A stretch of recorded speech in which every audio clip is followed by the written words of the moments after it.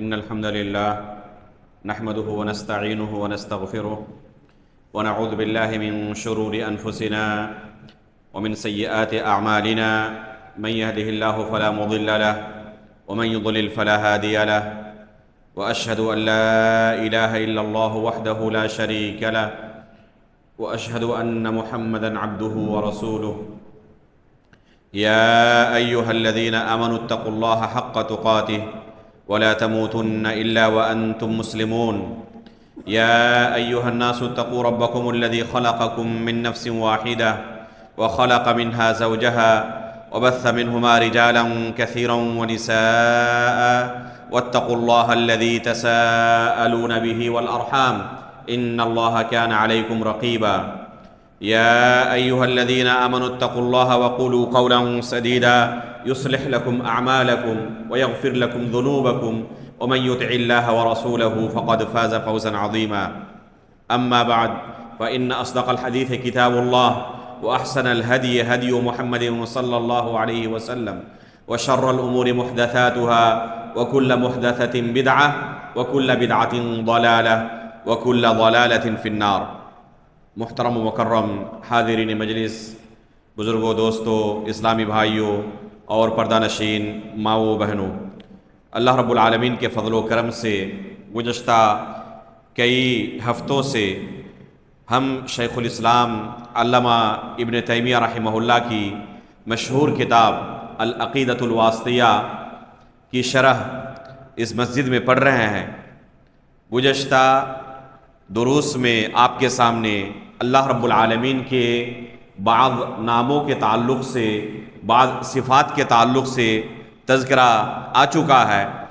اسی سلسلے کو آگے جاری رکھتے ہوئے انشاءاللہ آج کے درس میں بھی اللہ رب العالمین کے بعض نام اور بعض صفات کے بارے میں اہل سنت والجماعت کا کیا منہج ہے، کیا عقیدہ ہے، اور کتاب و سنت سے اس کی کیا دلیل ہے، انشاءاللہ آج کے درس میں آپ کے سامنے بیان کیا جائے گا. مصنف رحمہ اللہ شیخ الاسلام علامہ ابن تیمیہ رحمہ اللہ فرماتے ہیں: وقوله سبحانہ هو الاول والآخر والظاہر والباطن وهو بكل شيء علیم. شیخ الاسلام علامہ ابن تیمیہ رحمہ اللہ نے سورۃ الاخلاص اور اس کے بعد آیت الکرسی کے اندر جو اللہ رب العالمین کے نام اور صفات کے تعلق سے بیان آیا ہے، اسے ذکر کرنے کے بعد اس آیت کا انتخاب کیا: هو الاول والآخر والظاہر والباطن وهو بكل شيء علیم. یہ سورۃ الحدید کی آیت ہے جس میں اللہ رب العالمین نے اپنے بارے میں 4 ناموں کا مسلسل تذکرہ کیا ہے: الاول والآخر والظاہر والباطن. یہ 4 نام اللہ رب العالمین کے ایسے ہیں جو زمان کے اعتبار سے اور مکان کے اعتبار سے ہر چیز کو محیط ہے. زمان یعنی وقت کے اعتبار سے اور مکان یعنی جگہ کے اعتبار سے تمام چیزوں کو محیط ہے. کوئی چیز نہ وقت کے اعتبار سے اور نہ جگہ کے اعتبار سے اس سے خارج ہے. چنانچہ اللہ تعالیٰ نے اپنے بارے میں فرمایا: هو الاول والآخر، کہ اللہ رب العالمین اول ہے، والآخر اور وہی آخر ہے، والظاہر اور وہی سب سے اوپر ہے. ظاہر ہے، ظاہر کا معنی سب سے اوپر، والباطن اور وہ باطن ہے. یہ 4 نام اللہ رب العالمین نے اپنے لیے ذکر کیا: الاول، الآخر، الظاہر اور الباطن کا. شروع میں ہم نے چند قواعد کا تذکرہ کیا تھا کہ اسماء و صفات کو جو کتاب و سنت کے اندر وارد ہیں ان کو صحیح معنی میں سمجھنے کے لیے بعض قواعد ہیں. آپ کو یاد ہوگا شروع کے دروس میں ہم نے ان قواعد کا سب سے پہلے تذکرہ کیا تھا کہ سلف صالحین نے اللہ رب العالمین کے ان نام سے، ان صفات سے جو سمجھا ہے، جو تفسیر کی ہے، اسی کے مطابق ان اسماء و صفات کو سمجھنا ضروری ہے۔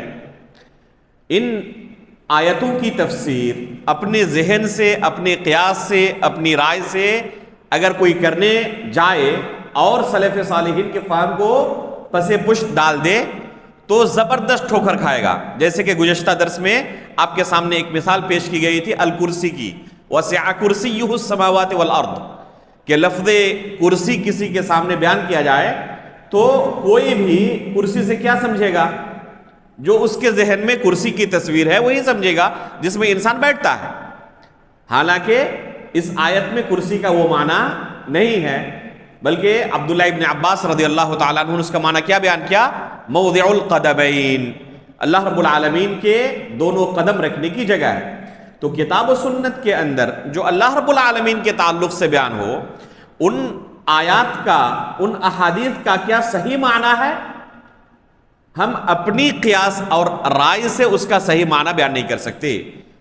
ضروری ہے کہ سلف صالحین نے ان آیت سے، ان احادیث سے کیا سمجھا ہے وہی فہم معتبر ہے، باقی اس کے علاوہ جو بھی انسان اپنی طرف سے فہم پیش کرنے کی کوشش کرے گا وہ باطل اور مردود ہوگا۔ چنانچہ یہ جو نام ہے الاول، الآخر، الظاہر، الباطن، باطل فرقوں نے ان چار ناموں کے بہت سارے معنی بیان کیے ہیں، اور یہ تمام کے تمام معانی باطل معانی ہیں، یہاں تک کہ ایک انتہائی باطل عقیدہ، خبیث فکر وحدت الوجود کا بعد گمراہ فرقوں کے اندر وجود آیا تھا، پایا گیا تھا۔ وہ عقیدہ کیا تھا؟ وحدت الوجود، یعنی اللہ رب العالمین کا ہی وجود فقط وجود ہے، اس کے علاوہ کچھ نہیں ہے۔ اس کے نتیجے میں وہ کیا کہتے تھے کہ جو بھی چیز آپ کو نظر آتی ہے وہ اللہ ہے حقیقت میں۔ بظاہر آپ کو کوئی دوسری چیز نظر آئے لیکن حقیقت میں ہے کیا؟ ہو حقیقت میں وجود صرف ایک ہے، اور وہ وجود کس کا ہے؟ اللہ رب العالمین کا۔ اس لیے ہر چیز اللہ ہے، یہ بھی اللہ ہے، یہ بھی اللہ ہے، آپ بھی اللہ ہیں، ہم بھی اللہ ہیں، عابد اور معبود سب ایک ہی ہیں، عبادت کرنے والا انسان اور جس کی عبادت کی جا رہی ہے اس میں کوئی فرق نہیں ہے، سب اللہ ہے، نعوذ باللہ من ذالک۔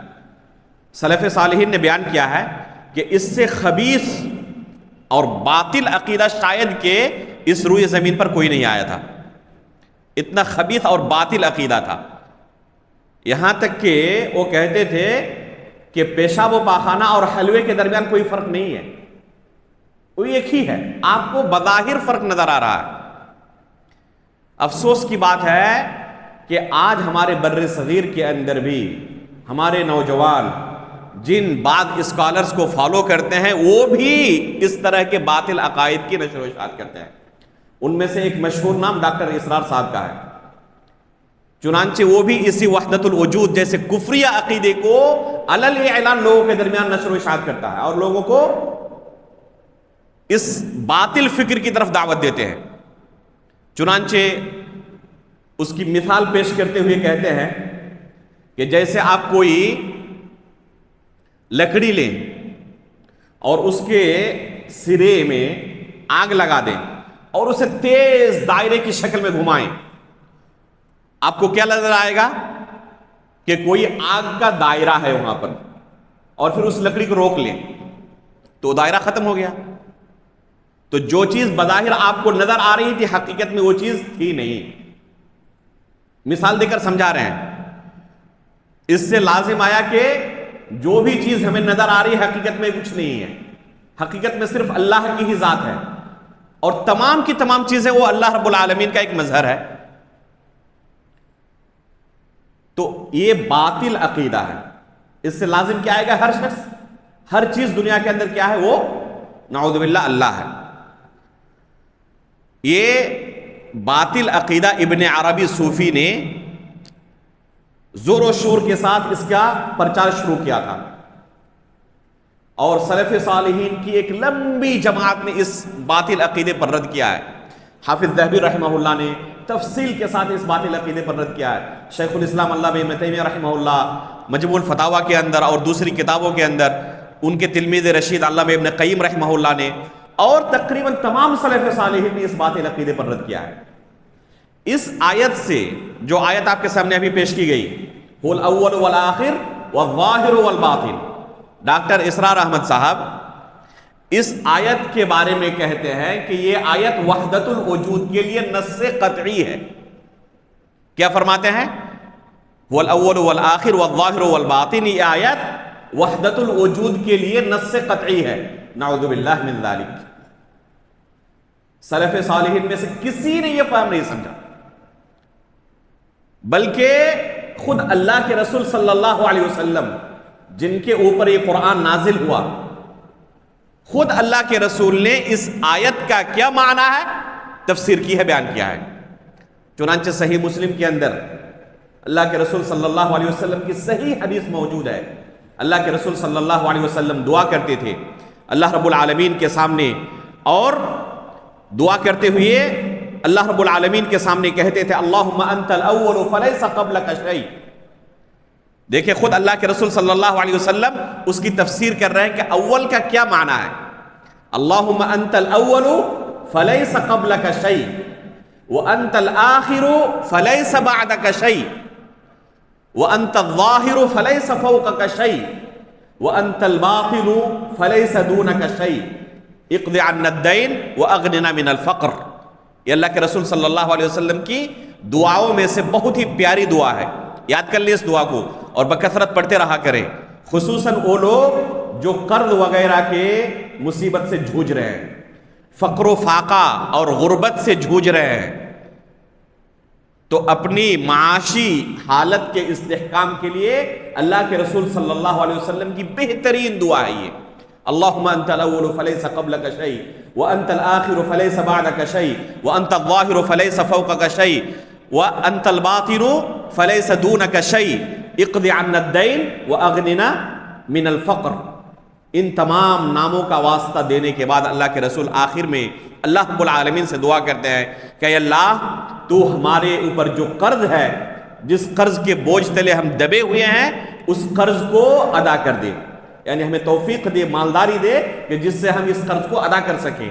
وَأَغْنِنَا مِنَ الْفَقْرِ، اور یہ جو فقر و فاقہ ہے، یہ غربت ہے، اس فقر و فاقہ سے ہمیں مالداری عطا کر، اس فقر و فاقہ سے ہمیں نجات دے۔ تو یہ بہترین دعا ہے اللہ کے رسول صلی اللہ علیہ وسلم کی۔ صحیح مسلم کے اندر یہ حدیث وارد ہے بالکل صحیح سند سے۔ خود اللہ کے رسول نے ان چار ناموں کا معنی بیان کیا اس حدیث کے اندر، اس دعا کے اندر، کہ اول کا کیا معنی ہے، آخر کا کیا معنی ہے، ظاہر کا کیا معنی ہے، اور باطن کا کیا معنی ہے۔ چنانچہ اللہ کے رسول نے کیا کہا؟ اللہم انت الاول فلیس قبلک شیء، یہ ہے اس الاول کا معنی، انت الاول فلیس قبلک شیء، کہ اللہ تو اول ہے، یعنی تجھ سے پہلے کچھ بھی نہیں ہے۔ اولیت کے اعتبار سے اللہ رب العالمین سب سے پہلے ہے، اس سے پہلے کچھ بھی نہیں ہے۔ یہ ہے الاول کا معنی، الاول کا یہ معنی ہے۔ اللہ کے ناموں میں سے ایک نام الاول ہے۔ بعض متکلمین نے اللہ کا ایک نام القدیم بیان کیا ہے، بعض متکلمین نے اللہ رب العالمین کا ایک نام کیا بیان کیا ہے؟ القدیم۔ کتاب و سنت کے اندر اللہ رب العالمین کے لیے کہیں بھی القدیم کا لفظ وارد نہیں ہے، قرآن کے اندر بھی نہیں ہے اور کسی حدیث کے اندر بھی القدیم کا لفظ اللہ رب العالمین کے لیے وارد نہیں ہے، اور اپنی طرف سے ہم اللہ رب العالمین کے لیے کسی نام کا انتخاب نہیں کر سکتے۔ وَلِلَّهِ الْأَسْمَاءُ الْحُسْنَى فَادْعُوهُ بِهَا، اللہ رب العالمین کے جو پیارے پیارے نام ہیں، ان ناموں کے ذریعے اللہ رب العالمین کو پکارو، اللہ تعالیٰ نے حکم دیا ہے۔ تو اللہ رب العالمین کے نام توقیفی ہیں، یعنی کتاب و سنت کے اندر اگر دلیل ہمارے پاس موجود ہو تو ہم کہہ سکتے ہیں اللہ تعالیٰ کا نام ہے، اور اپنی طرف سے ہم کسی نام کا اللہ رب العالمین کے لیے اختیار نہیں کر سکتے۔ تو لفظ القدیم کتاب و سنت کے اندر کہیں پر اللہ کے لیے وارد نہیں ہے۔ جو متکلمین اللہ رب العالمین کے لیے لفظ قدیم کا استعمال کرتے ہیں، کہتے ہیں کہ اللہ کا ایک نام القدیم ہے، وہ کہتے ہیں کہ الاول کا جو معنی ہے القدیم کا وہی معنی ہے۔ کیا کہتے ہیں؟ الاول کا جو معنی ہے القدیم کا وہی معنی ہے۔ تو ہم ایسے لوگوں کو کہیں گے کہ اگر آپ کی مراد یہی ہے تو وہی لفظ استعمال کریں جو اللہ تعالیٰ نے استعمال کیا ہے۔ اگر مراد آپ کی یہی ہے کہ اللہ رب العالمین سے پہلے کچھ بھی نہیں ہے، جیسے کہ اللہ کے رسول نے تفسیر کی انت الاول فلیس قبلک شیء، تو اگر آپ کی مراد یہی صحیح معنی ہے تو اس کے لیے صحیح لفظ کا بھی انتخاب کریں۔ صرف نیت کا صحیح ہونا کافی نہیں ہے، اس صحیح نیت کے لیے صحیح لفظ کا استعمال کرنا بھی ضروری ہے۔ تو اگر آپ کی نیت یہی ہے کہ قدیم سے مراد یہ ہے کہ اس سے پہلے کچھ نہیں ہے، تو ہم کہیں گے آپ کو کہ آپ اس معنی کے لیے اس لفظ کا انتخاب کریں جو لفظ خود اللہ رب العالمین نے اپنے لیے استعمال کیا ہے۔ اور اللہ تعالیٰ نے اس معنی کے لیے کون سا لفظ استعمال کیا ہے؟ الاول کا۔ اس لیے اللہ رب العالمین کا نام کیا ہے؟ الاول۔ القدیم اللہ رب العالمین کا نام نہیں ہے۔ بعض سلف صالحین نے بھی اللہ رب العالمین کے لیے لفظ قدیم کا استعمال کیا ہے۔ ابھی ہم نے تھوڑی دیر پہلے کیا کہا کہ متکلمین نے، گمراہ فرقوں نے اللہ رب العالمین کیا ایک نام کیا بیان کیا ہے؟ القدیم۔ یہ باطل ہے، صحیح نام کیا ہے؟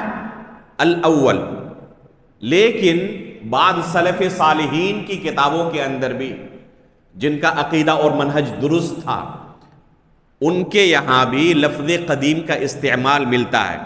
جیسے کہ امام سکسکی رحمہ اللہ نے البرہان کے اندر اللہ رب العالمین کے لیے لفظ قدیم کا استعمال کیا ہے۔ علامہ ابن قیم رحمہ اللہ نے بھی اپنی نونیہ کے اندر، قصیدہ نونیہ ان کی بہت مشہور کتاب ہے، اس کے اندر بھی اللہ رب العالمین کے لیے لفظ قدیم کا استعمال کیا ہے، لیکن بطور نام نہیں، بطور نام نہیں بلکہ بطور خبر۔ اور خبر کے طور پر اگر کوئی شخص استعمال کرے تو اس کی گنجائش ہے اگر صحیح معنی میں اس کا استعمال کر رہے ہو تو، کیونکہ لفظ قدیم دو معنوں میں استعمال کیا جا سکتا ہے۔ ایک تو اس کا وہ معنی ہے جو صحیح ہے، یعنی اس سے پہلے کچھ نہیں، یہ اس کا صحیح معنی ہے۔ اگر اللہ رب العالمین کے لیے اس معنی میں کوئی استعمال کرے تو گنجائش ہے، جائز ہے بطور خبر۔ لیکن لفظ قدیم کا استعمال نسبی طور پر بھی ہوتا ہے۔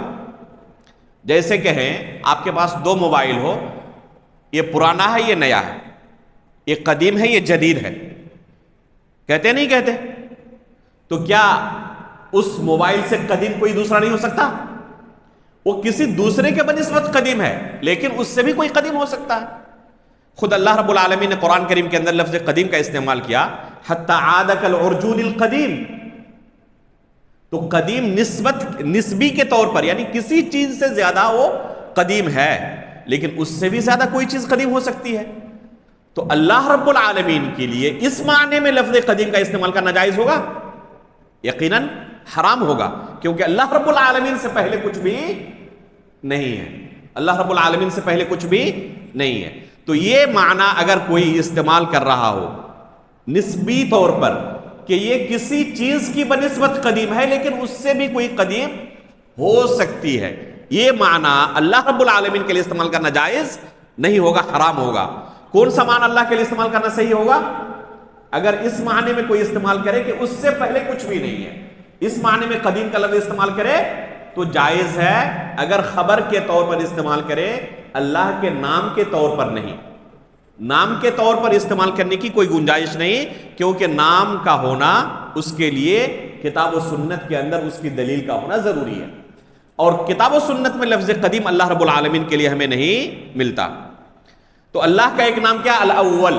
اس کا صحیح معنی کیا ہے جو اللہ کے رسول صلی اللہ علیہ وسلم نے خود بیان کیا ہے؟ انت الاول فلیس قبلک شیء۔ تو یہ ہے اس کا صحیح معنی۔ الآخر کا کیا معنی ہے؟ خود اللہ کے رسول نے آگے بیان کیا، وَأَنْتَ الْآخِرُ فَلَيْسَ بَعْدَكَ شَيْءٌ، کہ تو آخر ہے، تیرے بعد بھی کچھ نہیں ہے۔ نہ اللہ سے پہلے کچھ ہے اور نہ اللہ رب العالمین کے بعد کوئی چیز رہنے والی ہے۔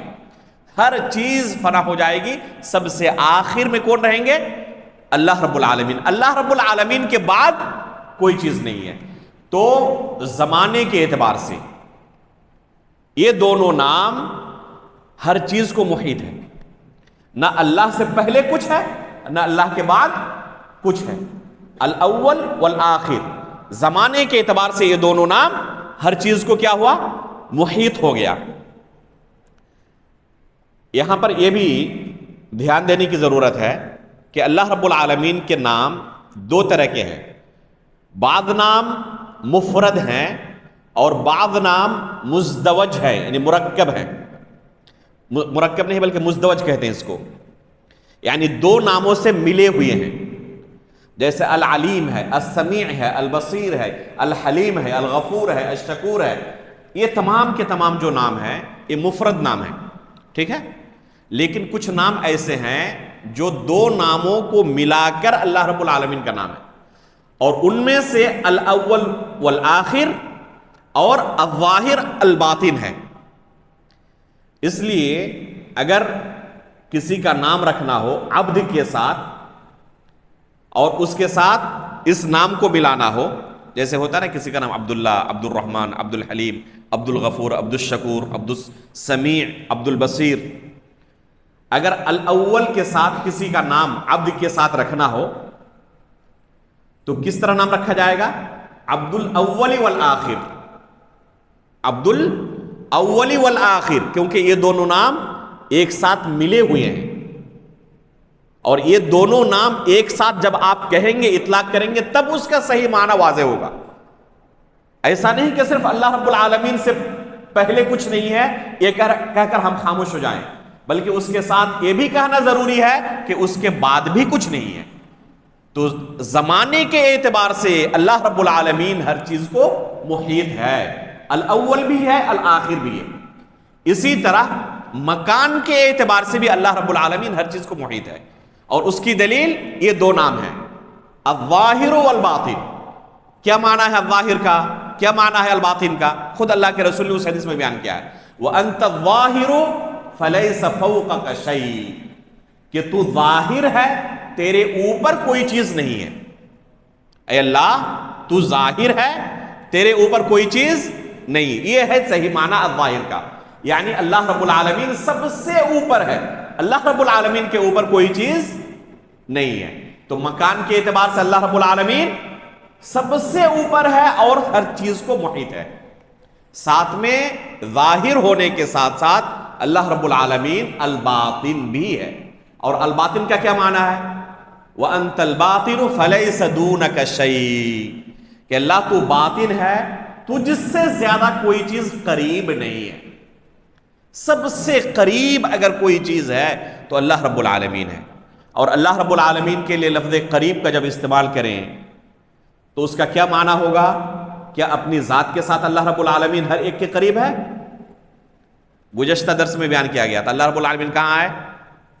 عرش کے اوپر مستوی ہے، العلی اس کا نام ہے، الرحمن علی العرش استوى، اللہ رب العالمین عرش پر مستوی ہے، لیکن عرش پر ہونے کے باوجود اپنے علم کے اعتبار سے، اپنی قوت اور قدرت کے اعتبار سے اللہ رب العالمین ہر چیز کو محیط ہے، اس کی قدرت۔ اللہ رب العالمین کا علم ہر جگہ ہے، اللہ رب العالمین کی قدرت ہر جگہ ہے، لیکن اللہ رب العالمین کی ذات کہاں ہے؟ عرش کے اوپر مستوی ہے۔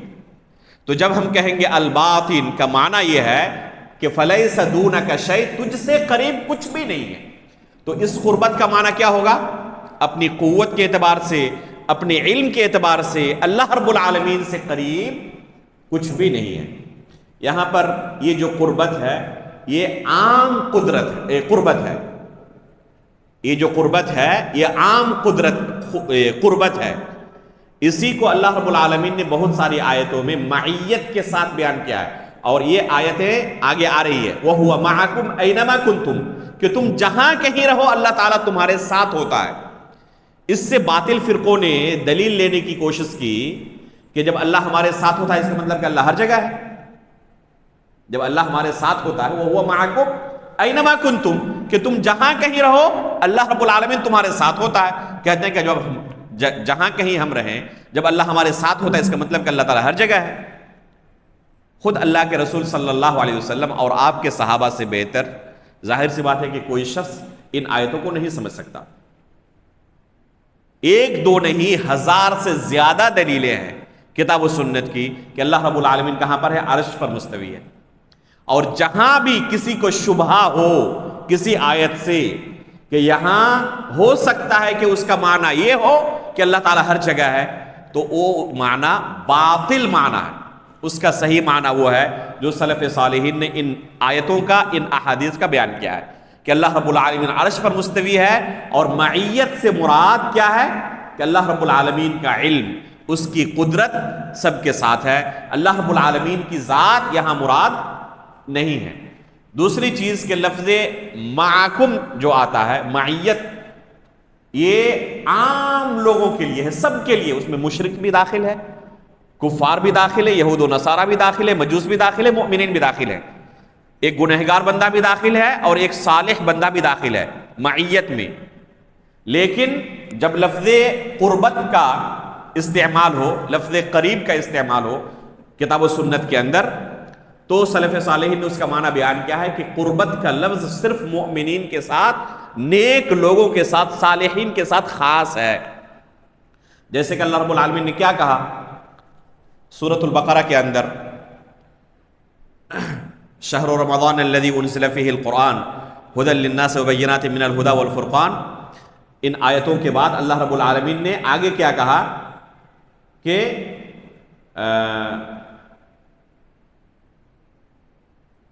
لفظ قریب کا استعمال ہوا ہے۔ وَإِذَا سَأَلَكَ عِبَادِي عَنِّي فَإِنِّي قَرِيبٌ وَإِذَا سَأَلَكَ عِبَادِي عَنِّي فَإِنِّي قَرِيبٌ أُجِيبُ دَعْوَةَ الدَّاعِ إِذَا دَعَانِ۔ تو دیکھیں یہاں اللہ رب العالمین نے لفظ قریب کا استعمال کیا، تو یہ لفظ قریب کیا مومنین، کفار سب اس میں شامل ہے؟ نہیں، بلکہ اللہ رب العالمین اپنے نیک بندوں کے لیے لفظ قریب کا استعمال کرتے ہیں، اور عام طور پر استعمال کرنا ہو تو اس کے لیے لفظ معیت کا استعمال کرتے ہیں، یا جیسے یہاں پر الباطن کا استعمال کیا ہے۔ تو الباطن کا کیا مراد ہے؟ معنی ہے کہ اللہ رب العالمین سے قریب کوئی چیز نہیں ہے، اللہ رب العالمین سے قریب کوئی چیز نہیں ہے۔ اس موقع پر بہت سارے لوگ سورہ قاف کی ایک آیت سے بھی استدلال کرتے ہیں۔ کون سی آیت ہے وہ؟ جی، وَنَحْنُ أَقْرَبُ إِلَيْهِ مِنْ حَبْلِ الْوَرِيدِ، ہے نا؟ اِذْ يَتَلَقَّى الْمُتَلَقِّيَانِ عَنِ الْيَمِينِ وَعَنِ الشِّمَالِ قَعِيدٌ، یہ سورہ قاف کی آیت ہے۔ اس آیت سے بہت سارے لوگ غلط مفہوم اخذ کرتے ہیں۔ ابھی ہم نے شروع میں کہا تھا درس کے کہ کتاب و سنت کے کسی آیت کو سمجھنے کے لیے سلف صالحین نے اس آیت سے کیا سمجھا ہے دیکھنا انتہائی ضروری ہے، ورنہ بندہ ایسا ٹھوکر کھائے گا کہ اٹھ نہیں پائے گا، زبردست ٹھوکر کھا سکتا ہے وہ۔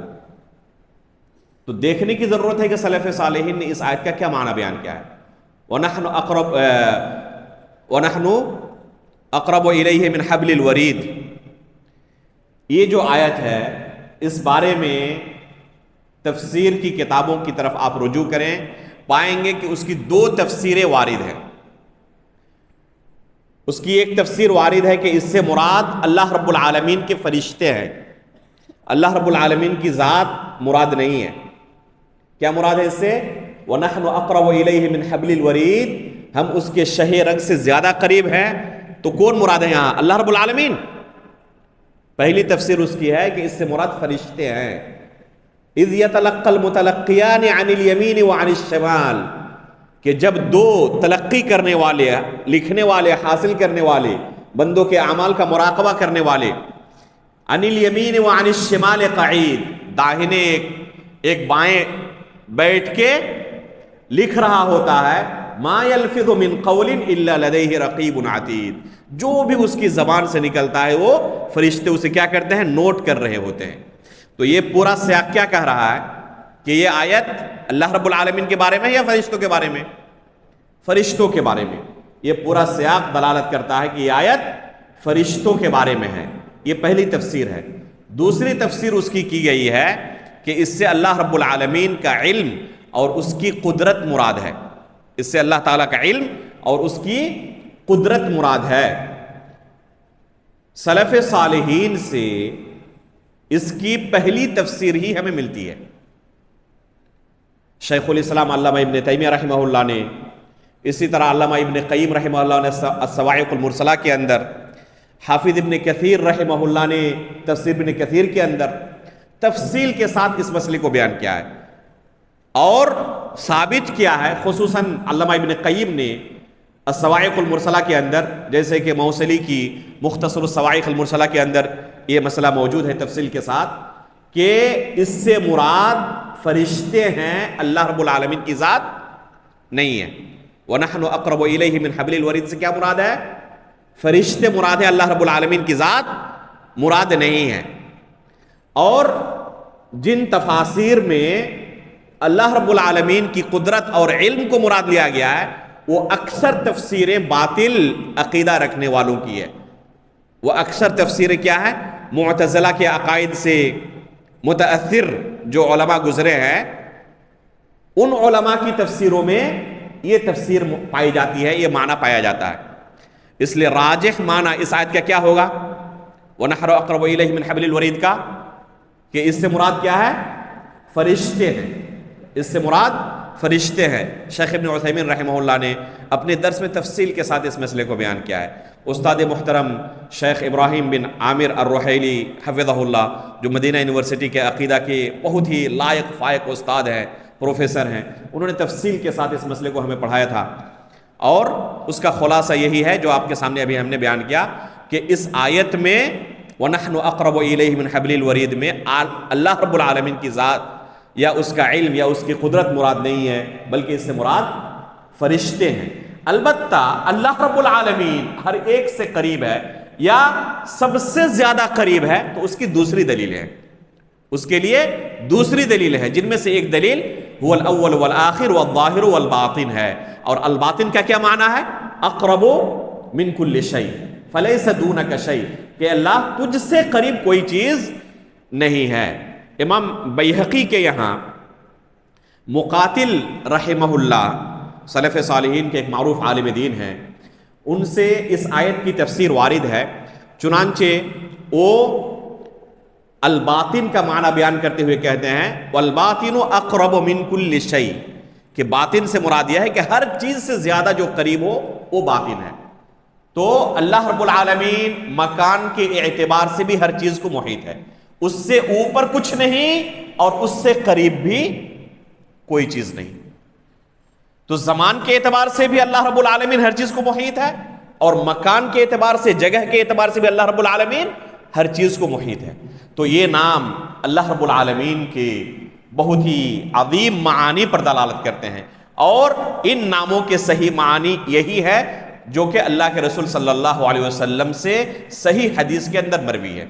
اب اگر کوئی کہے کہ اس آیت سے مراد ہے کہ اس سے وحدت الوجود مراد ہے، اللہ ہی ظاہر ہے، اللہ ہی باطن ہے، اللہ ہی اول ہے، اللہ ہی آخر ہے، اس سے مراد یہ ہے کہ اللہ کے سوا کچھ نہیں ہے، نعوذ باللہ من ذالک، یہ معنی سلف صالحین نے نہیں سمجھا تھا. یہ باطل معنی ہے، بلکہ آیت کا یہ معنی بیان کرنا کفر کے اندر داخل ہو سکتا ہے. اس لیے ہم بار بار کہتے ہیں کہ علم اہل سنت والجماعت کے سلفی علماء سے سیکھیں. اس طرح کے منحرف افکار رکھنے والوں کو اگر آپ سنیں گے تو کہیں کفریہ عقائد وہ آپ کے اندر داخل کر سکتے ہیں. اللہ رب العالمین ان لوگوں کے ان باطل اور منحرف افکار سے ہمیں بچائے.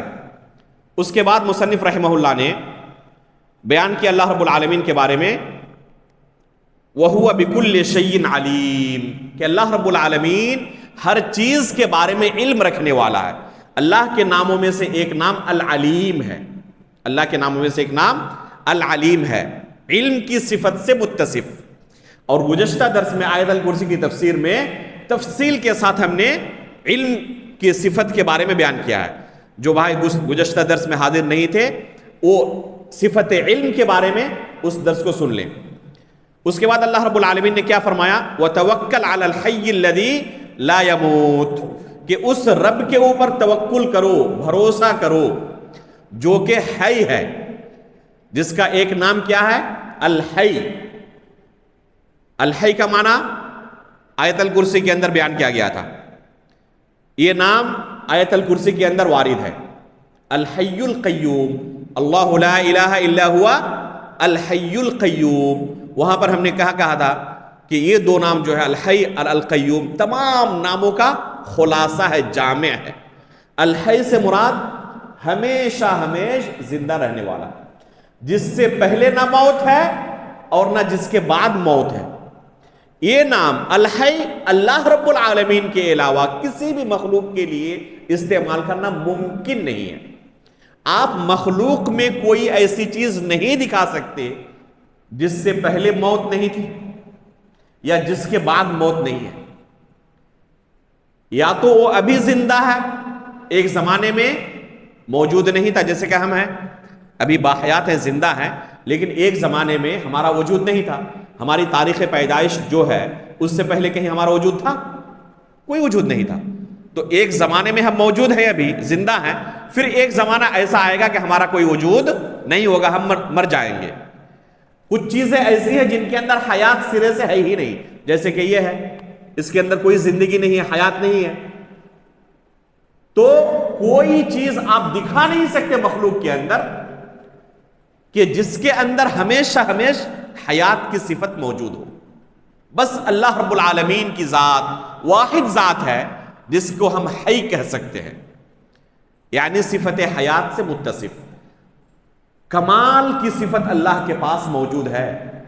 یہ جو حیات ہے، زندگی ہے، اللہ کے ساتھ جو حیات ہے وہ کمال ہے اس کے اندر۔ جو مخلوق کے ساتھ حیات ہے اس کے اندر نقص ہے، خلل ہے، عاجزی ہے، بہت ساری اس کے اندر بیماریاں ہیں۔ ایک انسان کے پاس زندگی جب ہوتی ہے اس وقت بھی کتنا عاجز، لاچار اور بے بس ہوتا ہے۔ اسے نیند آتی ہے، اونگ آتی ہے، نیند کے عالم میں کیا کچھ دنیا میں ہو رہا ہے، اس کے بغل میں کیا ہو رہا ہے اسے کچھ پتہ نہیں چلتا۔ بیمار ہو جاتا ہے، جب تک علاج نہ کرائے وہ نصف مردہ رہتا ہے۔ تو انسان کی جو زندگی ہے، مخلوق کی جو زندگی ہے، یہ زندگی ناقص ہے۔ اللہ رب العالمین کو جو زندگی ہے وہ کامل ہے۔ تو اللہ رب العالمین کے لیے جو صفات ہیں وہ صفت کمال ہیں، مخلوق کے لیے جو ہیں ان صفات کے اندر کافی نقص ہے۔ تو اللہ رب العالمین کا ایک نام کیا؟ الحی ہے۔ اسی طرح کا، اسی سے ملتا جلتا اللہ رب العالمین کا ایک دوسرا نام ہے، وہ کیا ہے؟ حیّن۔ اس میں یا اور ایک لکھنا پڑے گا آپ کو، ہاں کے بعد یا جس میں کسرہ ہے، زیر ہے، اور اس کے بعد یا مشدد ہے تشدید کے ساتھ، حیّن۔ اور یہ نام جو ہے یہ حیّن ہے۔ اللہ لا الہ الا ہوا الحی القیوم کہیں گے۔ اللہ رب العالمین کے ناموں کو صحیح تلفظ کے ساتھ ادا کرنا بھی ضروری ہے۔ ایک حدیث ہے، اللہ کے رسول صلی اللہ علیہ وسلم فرماتے ہیں، بہت ہی عظیم حدیث اور بہت بڑی خوشخبری ہم لوگوں کے لیے۔ اللہ کے رسول صلی اللہ علیہ وسلم فرماتے ہیں کہ ان للہ 99 اسما 100 الا واحدہ، بعض روایت میں ہے من احصاها دخل الجنہ، کہ اللہ رب العالمین کے 99 ناموں کا جو احصاء کرے گا وہ جنت میں داخل ہوگا۔ اب سوچیں کہ کتنی بڑی خوشخبری ہے، اس سے بڑی کوئی خوشخبری ہو سکتی ہے؟ من احصاها دخل الجنہ، اللہ رب العالمین کے 99 ناموں کا جو احصاء کرے گا وہ جنت میں داخل ہوگا۔ احصاء کا کیا معنی ہے؟ سلف صالحین نے لفظ احصاء کا جو معنی بیان کیا ہے ان میں سے ایک معنی ہے کہ ان ناموں کو یاد کرنا، دوسرا ہے صحیح تلفظ کے ساتھ ان ناموں کو ادا کرنا، جو کہ ابھی محل شاہد ہے۔ الحی اور الحیّن دونوں میں فرق ہے۔ الحی جو نام ہے یہ حیات سے بنا ہوا ہے، جس کے اندر زندگی کی صفت پائی جاتی ہے، اور جب حیّن کہیں گے اس کے اندر شرم و حیا کا معنی پایا جاتا ہے، حیا سے بنا ہوا ہے وہ۔ حیّن والا نام جو ہے اللہ رب العالمین کا وہ کس سے بنا ہے؟ حیا سے، جس کا معنی کیا ہوتا ہے؟ شرم و حیا کرنا. اور یہ نام حیی قرآن کے اندر وارد نہیں ہے، اللہ کے رسول کی حدیث کے اندر وارد ہے. اس کی دلیل ہمیں قرآن میں نہیں ملتی، لیکن اللہ کے رسول کی صحیح حدیث کے اندر اس کی دلیل چونکہ ملتی ہے، اس لیے یہ نام بھی ہم اللہ رب العالمین کے لیے ثابت کریں گے. چنانچہ اللہ کے رسول صلی اللہ علیہ وسلم کی حدیث ہے، ان ربکم حیی کریم یستحیی من عبدہ اذا رفع یدیہ الیہ ان یردہما صفرا، کہ تمہارا پروردگار شرم و حیا کرنے والا ہے، کرم والا ہے. جب بندہ اپنے دونوں ہاتھوں کو اس کی طرف بلند کرتا ہے، مانگتا ہے، تو ان دو ہاتھوں کو خالی واپس کرنے سے اسے شرم و حیا آتی ہے، شرمندگی محسوس ہوتی ہے. تو اللہ رب العالمین کا ایک نام کیا ہے؟ حیی، شرم و حیا کرنے والا. تو اس کا معنی بھی الگ ہے، اس کا تلفظ بھی الگ ہے. لیکن بہت سارے لوگ صحیح تلفظ سے واقف نہ ہونے کی وجہ سے دونوں ناموں کو ایک ہی نام سمجھتے ہیں، حالانکہ دونوں نام کیا ہیں؟ الگ الگ نام ہیں. تو صحیح تلفظ اللہ رب العالمین کے ناموں کا جاننا اور صحیح تلفظ کے ساتھ ادا کرنا احساء میں شامل ہے. دو معنی بیان کیا گیا احساء کا، ایک معنی کہ یاد کرنا اللہ رب العالمین کے ناموں کو، دوسرا صحیح تلفظ کے ساتھ ادا کرنا، تیسرا ان ناموں کا معنی کیا ہے، ان معانی کو جاننا. جیسے الحی کا کیا معنی ہے، حیون کا کیا معنی ہے، العلیم کا کیا معنی ہے، القدیر کا کیا معنی ہے، ان ناموں کے معانی کو جاننا. اور چوتھا معنی ہے کہ ان ناموں کے اندر ہمارے لیے جو درس ہے اس درس کو حاصل کرنا، ہمارے لیے جو نصیحت ہے اس نصیحت پر عمل کرنا. جیسے الحی کے اندر کیا درس ہے، حییون کے اندر کیا درس ہے؟ الحی کے اندر درس یہ ہے کہ مطلق حیات صرف اللہ رب العالمین کی ہے. مطلق حیات کس کی ہے؟ صرف اللہ رب العالمین کی. اس کے علاوہ جو بھی ہے مخلوقات میں کسی کو صفت کمال حاصل نہیں ہے. موت آنا ہی آنا ہے. اب اگر کوئی اپنے اولیاء کرام کے بارے میں یہ سوچتا ہے کہ ان کو موت نہیں آئی ہے، تو یہ صفت کس کی بس ہے؟ اللہ رب العالمین کی، جسے موت نہیں آتی ہے. کیا کہا مصنف نے؟ وَتَوَكَّلْ عَلَى الْحَيِّ الَّذِي لَا يَمُوتُ، اس حی کے اوپر، اس زندہ و جاوید رب کے اوپر تم بھروسہ کرو، الَّذِي لَا يَمُوتُ، جو کہ مرتا نہیں ہے، جسے موت نہیں آتی. تو جسے موت نہیں آتی ہے کس کی صفت ہے؟ صرف اللہ رب العالمین کی. کسی مخلوق کی وہ صفت نہیں ہو سکتی جسے موت نہ آئے. اس لیے کوئی اگر کسی مخلوق کے سامنے جا کر جھولی پھیلاتا ہے، اسے پکارتا ہے، یہ سمجھتا ہے کہ اسے موت نہیں آئی ہے، حالانکہ وہ قبر کے اندر مدفون ہے. جب موت ہی نہیں آئی تو قبر کے اندر دفن کیوں کیا؟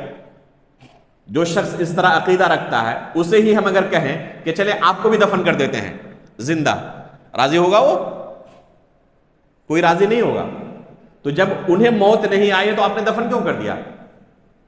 جب موت نہیں آئی ہے تو آپ نے دفن کیوں کر دیا؟ کہتے ہیں کہ سب کچھ سنتے ہیں، جس طرح ایک زندہ شخص سنتا ہے اس طرح وہ بھی سب کچھ سنتے ہیں. بقیع الغرقد کے اندر جو مسجد نبوی سے متصل قبرستان ہے مدینے والوں کا، اللہ کے رسول کے زمانے سے آج تک وہ قبرستان موجود ہے. بہت سارے صحابہ اکرام، تقریباً 10,000 صحابہ اکرام کی قبریں ہیں اس قبرستان میں بقیع الغرقد کے اندر، جسے ہمارے لوگ کیا کہتے ہیں؟ جنت البقیع کہتے ہیں. یہ نام غلط ہے. منہج سلف کا دفاع میں اس پر بھی تفصیلی بحث موجود ہے، جو اس کتاب کے بارے میں آپ کے سامنے بیان کیا تھا نا، یہاں ایک نسخہ رکھا تھا اس کا، اس میں دیکھیں جنت البقیع اور بقیع الغرقد. یہ نام غلط ہے، جنت البقیع نہ کہیں، بقیع الغرقد ہے اس کا نام. تو بہت سارے لوگ وہاں جاتے ہیں زیارت کرنے کے لیے. ایک بھائی سے بات چیت ہونے لگی، وہ اسی طرح مردوں کو پکار رہے تھے. جب انہیں کہا گیا کہ وہ سنتے ہیں تو کہے بالکل سنتے ہیں. پھر اس سے پوچھا گیا کہ جواب بھی دیتے ہیں یا صرف سنتے ہی ہیں؟ تو کہتے ہیں کہ ہاں ضرور جواب دیتے ہیں، کیوں جواب نہیں دیں گے؟ پھر اس سے سوال کیا گیا کیا جواب دیتے ہیں؟ آپ سنتے ہیں؟ انہوں نے کیا جواب دیا؟ ان کا جواب آپ کو سنائی دیا؟ تو کہا نہیں ہم نہیں سن پاتے. تو ہم نے کہا کہ پھر مردہ کون ہوا؟ وہ جواب دیتے ہیں لیکن آپ سن نہیں پاتے، اور آپ جو کچھ کہتے ہیں وہ سن لیتے ہیں. آپ زندہ ہیں پھر بھی سن نہیں پاتے، اور وہ مردہ ہے پھر بھی سن لیتے ہیں، تو حقیقت میں مردہ کون ہوا؟ حقیقت میں مردہ اپنے آپ کو آپ ثابت کر رہے ہیں. تو جو زندہ ہے اس کو مردہ ثابت کر رہے ہیں، جو مردہ ہے اس کو زندہ ثابت کر رہے ہیں. تو جب انسان کتاب و سنت کی اتباع نہ کرے تو اسی طرح کی چیزیں سامنے آتی ہیں. وَتَوَكَّلْ عَلَى الْحَيِّ الَّذِي لَا يَمُوتُ، یہ صفت فقط اللہ رب العالمین کی. تو اس میں ہمیں درس کیا ملا؟ کہ صرف ہم اللہ رب العالمین سے طلب کریں. حیّن کے اندر ہمارے لیے کیا درس ہے؟ کہ جب اللہ رب العالمین کے سامنے کوئی جھولی پھیلائے تو اللہ رب العالمین کو اس بندے کو خالی ہاتھ واپس کرنے سے شرمندگی محسوس ہوتی ہے. پھر بھی اگر ہم اس رب کو نہ پکاریں مصیبت کے وقت تو یہ کتنی بڑی محرومی کی بات ہوگی. اللہ رب العالمین پہلی بات کہ دیکھیں بالترتیب، پہلی بات کہ اللہ رب العالمین نے مانگنے کا حکم دیا، ادعونی، پھر قبول کرنے کا وعدہ کیا، استجب لکم، تمہاری دعا میں قبول کروں گا. مانگنے کا حکم دیا، قبول کرنے کا وعدہ کیا. تیسری چیز، اس کے خزانے میں کوئی کمی نہیں. حدیث کے اندر ہے کہ دنیا کے تمام لوگوں کو اللہ رب العالمین اس کی ڈیمانڈ پوری کر دے، پھر بھی اس کے خزانے میں سے اتنا بھی کم نہیں ہوتا. الا کما ينقص المخيط اذا ادخل البحر، دریا کے اندر اگر کوئی سوئی داخل کیا جائے تو اس سوئی کے ساتھ ایک آدھ قطرے پانی آ جائیں گے تو دریا کا پانی جس طرح کم نہیں ہو جاتا تو اللہ رب العالمین کے خزانہ بھی اس طرح کم نہیں ہوتا. تو اس کے خزانے میں کوئی کمی بھی نہیں. اور ساتھ میں کوئی اس کی طرف اپنے ہاتھوں کو اٹھائے تو خالی ہاتھ واپس کرنے سے اسے شرمندگی محسوس ہوتی ہے. پھر بھی کوئی اللہ رب العالمین کو نہ پکارے اور اپنے ہی جیسے کسی محتاج کے سامنے جا کر جھولی پھیلائے تو اس سے بڑا بدنصیب اور محروم کوئی ہو سکتا ہے؟ نہیں. تو اللہ رب العالمین کے ناموں کے اندر جو نصیحت ہے ہمارے لیے، اس نصیحت پر عمل کرنا. اگر کوئی شخص اللہ کے ناموں کے ساتھ اس طرح تعامل کرتا ہے، یاد کرتا ہے، صحیح تلفظ کو سیکھتا ہے، اور آپ لوگ اس درس میں اسی لیے بیٹھے ہوئے ہیں کہ اللہ رب العالمین کے ناموں کا صحیح معنی جانیں، صحیح تلفظ سیکھیں اور اس پر عمل بھی کریں. اللہ کے رسول نے خوشخبری سنائی، بالکل صحیح روایت ہے، من احصاها دخل الجنہ. اگر اس نیت سے کوئی اس طرح کا عمل کر رہا ہے، بیٹھ رہا ہے، تو ہمارے لیے بہت بڑی خوشخبری ہے کہ انشاءاللہ ہم جنت کے مستحق ہوں گے. من احصاها دخل الجنہ، کہ جو شخص ان ناموں کا احصاء کرے گا وہ جنت میں داخل ہوگا. اللہ رب العالمین سے دعا کرتے ہیں کہ اللہ رب العالمین اس عظیم خوشخبری کا ہمیں مستحق بننے کی توفیق عطا فرمائے. آمین تقبل رب العالمین. وصلی اللہ علی نبینا محمد. سبحانک اللہم وبحمدک، اشہد ان لا الہ الا انت، استغفرک واتوب الیک. بھائی جان نے سوال کیا، بعض لوگ یہ گمراہی پھیلاتے ہیں کہ جب اللہ رب العالمین سے پہلے کچھ نہیں تھا، اس کا مطلب کہ عرش بھی نہیں تھا. ٹھیک ہے، جب عرش نہیں تھا تو اللہ رب العالمین کہاں تھا؟ ان کے ذہن میں یہ ناقص مفہوم اللہ رب العالمین کے لیے شاید ہے اس سوال کے پیچھے کہ اللہ رب العالمین عرش کا محتاج ہے. نعوذ باللہ من ذالک. جیسے یہ کرسی ہے، اگر یہ کرسی ہٹا لی جائے تو ہم گر پڑیں گے، تو اس کے ہم محتاج ہوئے. اگر ہم بیٹھے ہوئے ہیں کرسی پر تو اس کے ہم محتاج ہوئے. آپ اس زمین پر بیٹھے ہوئے ہیں، اچانک اگر یہ زلزلہ آ جائے تو کیا ہوگا؟ ہم گر پڑیں گے. ہوگا یا نہیں ہوگا؟ تو بعض لوگوں کے ذہن میں جب کہا جاتا ہے کہ الرحمن علی العرش استوى، اللہ رب العالمین عرش پر مستوی ہے، تو یہ ناقص مفہوم ہو سکتا ہے کہ آئے. اس کی تردید ضروری ہے کہ اللہ رب العالمین عرش کا محتاج نہیں ہے. اللہ رب العالمین عرش کا محتاج نہیں ہے. اس نے اپنے بارے میں یہ ہمیں خبر دی ہے کہ وہ عرش پر مستوی ہے، اس لیے ہم وہ عقیدہ رکھتے ہیں کہ اللہ رب العالمین عرش پر ہے. رہی بات کہ عرش ایک مخلوق ہے، عرش ایک مخلوق ہے، تو جب پیدا نہیں کیا تھا اللہ رب العالمین نے تو اللہ رب العالمین کہاں پر تھا؟ اللہ رب العالمین نے اپنے بارے میں یہ خبر نہیں دی ہے. اور یہ غیب سے متعلق چیز ہے، اور غیب کے بارے میں اللہ رب العالمین کے علاوہ کوئی نہیں جانتا. آگے والی جو آیت ہے وَعِنْدَهُ مَفَاتِحُ الْغَيْبِ لَا يَعْلَمُهَا إِلَّا هُ، آگے والی آیت اگلے درس میں انشاءاللہ ہم اس کی شرح کریں گے اور تفصیل کے ساتھ اس مسئلے کو بیان کریں گے. اور یہاں پر بہت ساری گمراہیاں موجود ہیں غیب کے تعلق سے، جن میں سے ایک گمراہی یہ ہے. تو اگلے درس میں آپ لوگ حاضر رہیں تاکہ اس تعلق سے جو گمراہیاں پھیلائی جاتی ہیں ان میں سے ایک گمراہی یہ بھی ہے، اللہ رب العالمین کی ذات کے متعلق بہت ساری چیزیں سوال کرتے ہیں. مثلا اللہ رب العالمین کے تعلق سے بعض صفات وارد ہیں، جیسے آنکھ ہونے کی صفت کہ اللہ رب العالمین کی آنکھ ہے، عین کے بارے میں آیا ہے، وجہ کے بارے میں چہرہ اللہ رب العالمین کا ہے، اللہ رب العالمین کے ہاتھ کے بارے میں آیا ہے، ٹھیک ہے، سر کے بارے میں، جسم کے بارے میں، بطن یعنی پیٹ کے بارے میں، یہ الفاظ وارد نہیں ہیں۔ بعض لوگ سوال کرتے ہیں کہ اللہ رب العالمین کے بارے میں ہم کیا کہیں گے؟ جسم اللہ رب العالمین کا ہے یا نہیں؟ اللہ رب العالمین کا پیٹ ہے یا نہیں؟ اللہ رب العالمین کے سر ہے یا نہیں؟ دانت ہے یا نہیں؟ نعوذ باللہ من ذالک، اس طرح کے سوالات کرتے ہیں لوگ۔ کیا جواب ہوگا ہمارا؟ یہ چیزیں ایسی نہیں ہیں کہ ہم اپنے عقل و قیاس سے کہہ سکیں۔ اس کے لیے سب سے پہلے کتاب و سنت کا علم حاصل کرنے کی ضرورت ہے۔ اسی لیے کہتا ہوں کہ یہ دروس جو ابھی چل رہے ہیں نا، انتہائی اہم ہے کہ ہم اللہ رب العالمین کی معرفت حاصل کرنے کے لیے یہاں بیٹھے ہوئے ہیں کہ اللہ رب العالمین کے متعلق ہمارا صحیح عقیدہ کیا ہونا چاہیے۔ تو غیب سے متعلق بے شمار چیزیں ایسی ہیں جو اللہ رب العالمین سے، اللہ رب العالمین کی ذات سے متعلق ہے، اس کی صفات سے متعلق ہے۔ تو ان چیزوں کے بارے میں ہمارا عقیدہ اور ہمارا منہج کیا ہونا چاہیے۔ آگے والی جو آیت ہے، مصنف نے انہی مسائل کی طرف آگے والی آیت میں بیان کیا ہے، اشارہ کیا ہے۔ انشاءاللہ اگلے درس میں تفصیل کے ساتھ ان مسائل کو ہم بیان کریں گے آپ کے سامنے کہ وَعِندَهُ مَفَاتِحُ الْغَيْبِ لَا يَعْلَمُهَا إِلَّا هُوَ، غیب کے اندر کون کون سی چیزیں داخل ہیں اور ان غیبی امور کے متعلق ہمارا کیا عقیدہ ہونا چاہیے۔ آج اس سوال کے جواب میں اختصار کے ساتھ کہ غیب سے تعلق رکھنے والی چیز ہے، اللہ رب العالمین نے ہمیں اس بارے میں کوئی خبر نہیں دیا ہے، اس لیے ہم اتنا ہی کہیں گے جو اللہ رب العالمین نے بیان کیا کہ اللہ رب العالمین سے پہلے کچھ بھی نہیں ہے، اور اللہ رب العالمین کہاں پر مستوی ہے؟ عرش پر مستوی ہے، اتنا ہم کہیں گے۔ باقی چیزیں غیب سے متعلق ہے، ہم اس بارے میں کچھ نہیں کہہ سکتے۔ اللہ اعلم بالصواب۔ سبحانک اللہم و بحمدک، اشہد ان لا الہ الا انت، استغفرک و اتوب الیک۔